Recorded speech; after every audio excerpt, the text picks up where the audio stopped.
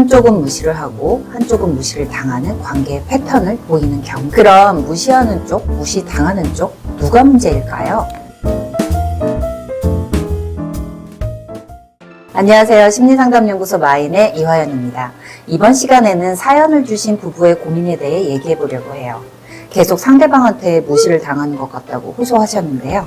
대화를 나눌 때 상대방이 내 얘기를 너무 건성으로 듣고 자꾸 답답해하면서 한숨을 쉬기도 하고 칭찬이나 인정도 절대 안 해주는 것뿐만 아니라 잘된 일을 얘기하면 자기 탓, 안 된 일을 얘기하면 니 탓이라는 식으로 반응을 하신다고 하는데요.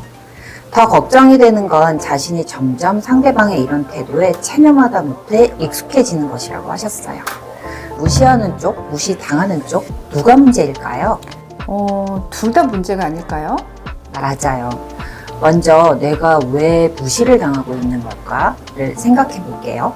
우선 가장 큰 이유는 명확하게 자기 생각과 감정을 표현하지 못하기 때문인데요.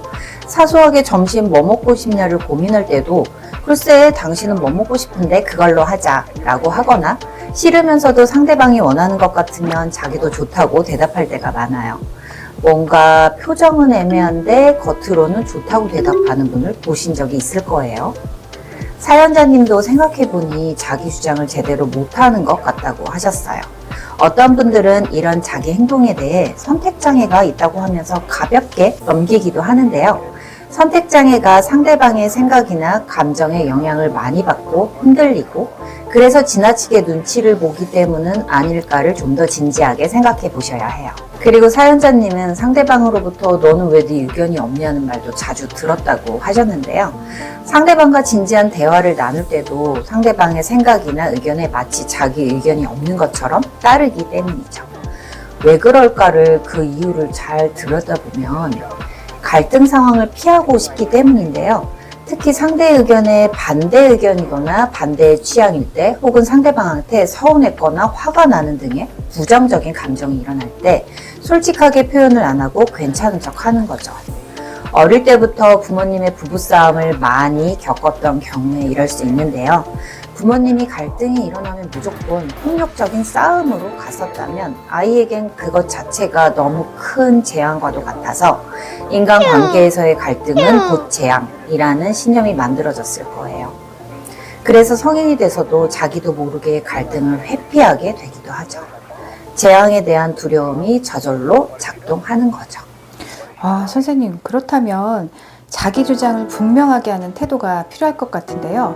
그걸 알면서도 잘 못하는 경우가 더 많은 것 같아요. 맞아요. 해결 방법은 간단하죠. 자기 주장을 잘하는 것인데요.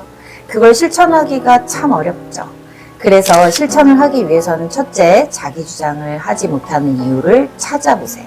둘째, 그 이유에 대해 상대방과 진지하게 얘기 나눠보세요. 셋째, 자기 감정과 상처를 깊게 만나는 작업인데요. 그것만으로도 공감과 위로도 받고 이해가 깊어지기 때문에 도움이 되는데요.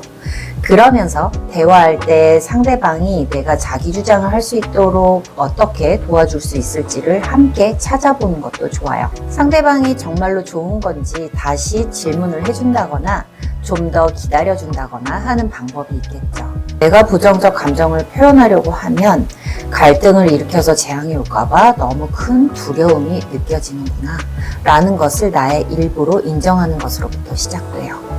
그렇게 두려움을 느낄 수밖에 없었던 마음의 오래된 상처를 만나면서 두려운 감정에도 머무르는 것이 도움이 됩니다. 선생님, 그러니까 그 두려움이라는 감정에 머무르는 것이 참 어렵게 느껴지기도 해요. 맞아요. 늘 마주하기 싫어서 도망치던 감정이기 때문이에요. 또 한 가지 방법으로는 자기 주장을 하지 못하는 그 순간에 잠깐 멈춰서 어떤 감정이 느껴지는지를 잘 느껴보고 감정 단어로 표현이 어렵다면 몸이 굳는 느낌이 있거나 가슴이 조이는 느낌 등 신체의 감각으로 표현하셔도 도움이 됩니다. 그런데 선생님, 아무리 자기 의사 표현을 잘 못한다고 해도 상대방이 무시를 하는 것도 문제인 것 같아요. 상대방이 자꾸 나를 무시하니까 더 의사 표현을 못하는 것 같거든요. 맞아요. 그래서 가까운 관계일수록 무시하고 무시당하는 관계에 고착되기 쉽죠. 그럼 다음 영상에서 무시를 하는 쪽에 대한 이야기를 나눠보겠습니다. 감사합니다.